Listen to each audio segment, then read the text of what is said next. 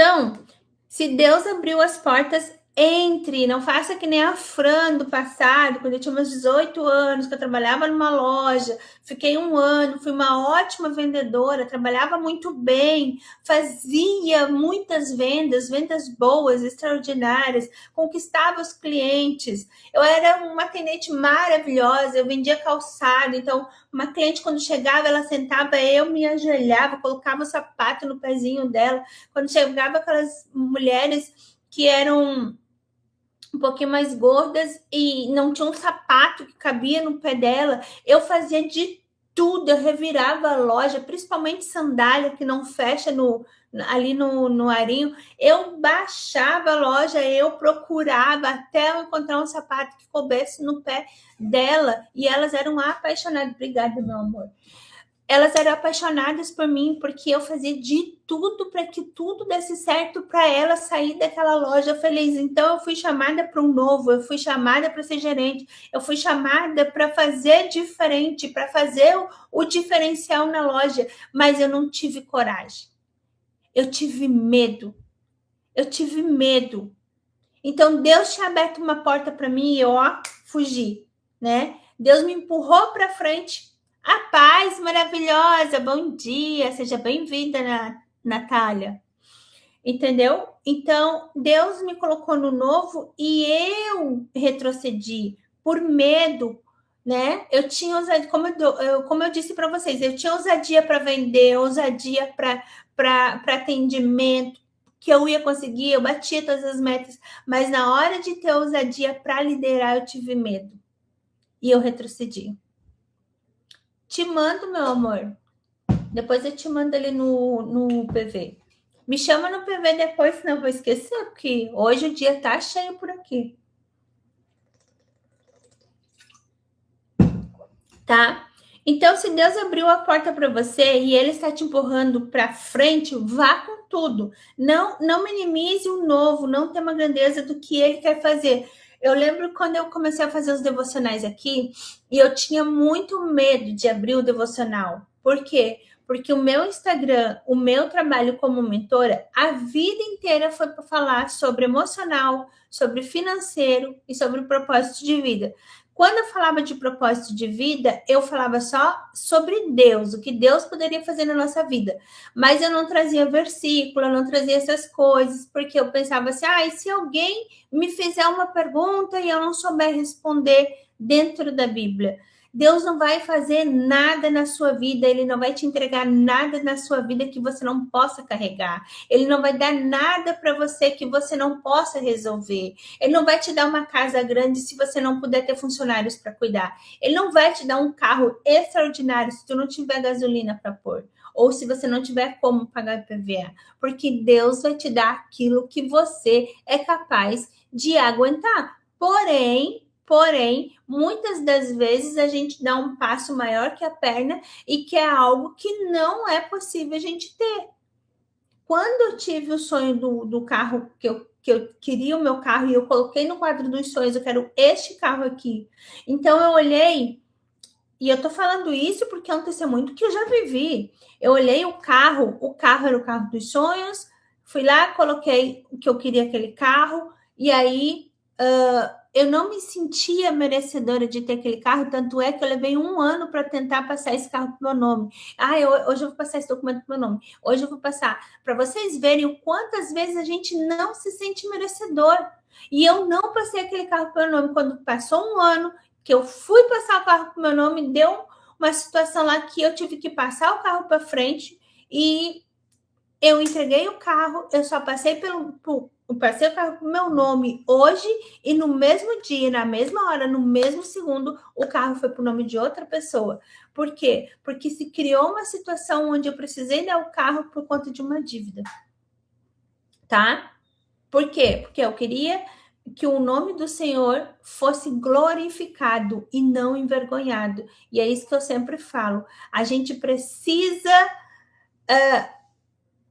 A gente precisa entender que tudo que nós fazemos aqui, a gente tem que glorificar o nome do Senhor. E se a gente fizer diferente, nós estamos envergonhando o nome do Pai. Então eu precisei pegar aquele carro e entregar uma dívida para eu não ficar com o nome sujo e nem o nome do meu pai sujo. E aí o que aconteceu?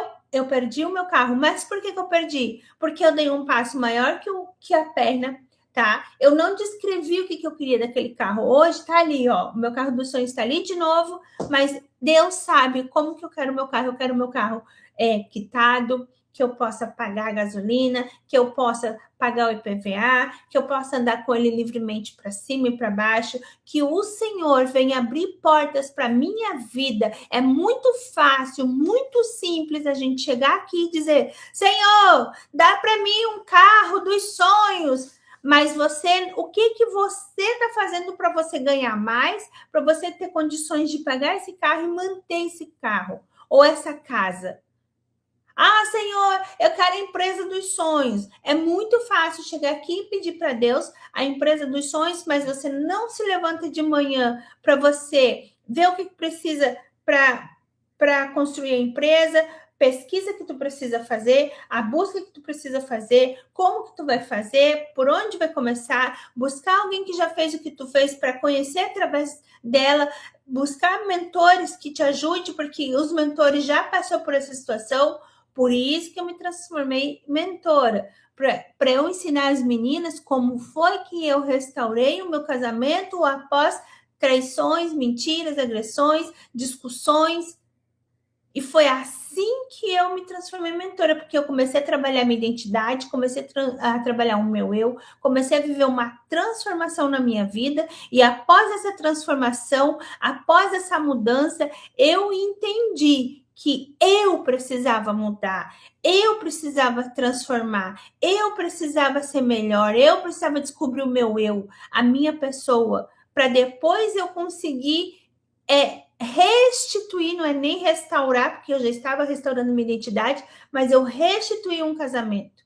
Eu restituí tudo que eu tinha perdido lá atrás. Então, é necessário sermos ousados, e é isso que Deus vai falar aqui na Bíblia em Provérbios 28:1. O justo é ousado como o leão. Independente de você estar errado ou não, você precisa ser justo, você precisa reconhecer os seus erros e confessar os seus erros, pedir perdão, perdoar, ser grato e conseguir, entendeu? Sim. E se não fosse ter dado o primeiro passo, Natália, eu ainda estava vivendo a vida que eu vivia, sendo traída, sendo humilhada, meu marido com outra mulher, eu me humilhando para ele, ele não conseguia largar nenhuma e nem a outra, tá? Eu, eu fui, por 21 anos eu fui um bandista, jogava carta, destruí muito casamento mesmo. E o Senhor me escolheu para que eu hoje seja essa mulher que, ao invés de destruir casamentos, é uma mulher que restaura. E eu não só restauro casamentos, eu também tenho aprendido muito com a minha vida e tenho ensinado muita gente com a minha vida. Por quê? Porque além de restaurar meu casamento, eu aprendi a restaurar financeiro, eu aprendi a restaurar profissional, eu aprendi a restaurar muitas coisas que antes eu queria agir com a força do meu braço, mas o Senhor falou, não é assim que funciona, é assim que vai ser, é assim que vai funcionar, é dessa forma que tu tem que fazer. E seja obediente, porque se tu não for obediente, tu entra no processo e vai entrar no tempo de espera. E o tempo de espera é para ensinar, porque o pai que ama, ele repreende, o pai que ama, ele ensina, o pai que ama faz você passar pelo processo, porque se ele chegar ali e disser para ti, não põe a mão, porque ali tá pegando fogo e você vai se queimar, então o que vai acontecer? Você não vai conseguir entender que aquilo ali vai queimar se você mesmo não pôr a mão e não sentir a dor ali. Então Deus deixa a gente se queimar às vezes para a gente aprender que a gente precisa saber ser obediente. Queimou a mão a primeira vez, agora quando o pai falar, tu vai saber que você tem que ser obediente?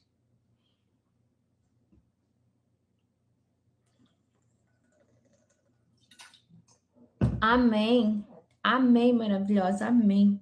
Então, Deus hoje te chama para viver o novo, Deus te chama para ser ousado, Deus te chama para não ter medo do novo, porque o novo é do Pai e Ele vai te ensinar enquanto você caminha. Deus te chama para viver a transformação, tá? Então, Deus também tá falando assim, ó, sai da murmuração, sai da reclamação, para de culpar o outro pelos seus problemas, para de culpar o outro porque você não alcançou tal coisa, para de dizer que foi por causa de fulano. Eu vejo muita mulher falando assim para mim, Fran, eu não consigo sair dessa vida que eu tô vivendo, eu estou mal financeiramente, eu estou vivendo um relacionamento abusivo, então sai desse relacionamento abusivo.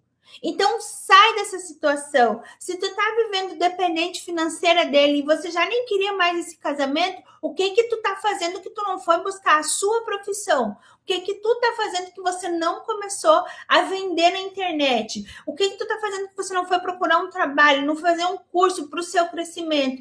É muito mais fácil reclamar do outro e dizer que estamos numa situação difícil por causa do outro e não olhar para dentro de si e dizer, eu me permiti nessa situação, eu me permiti ser enganada, eu me permiti ser traída, eu me permiti ser enrolada, eu me permiti cair no erro, eu me permiti. Se permitiu, então precisa agora você mesmo sair da situação que você está.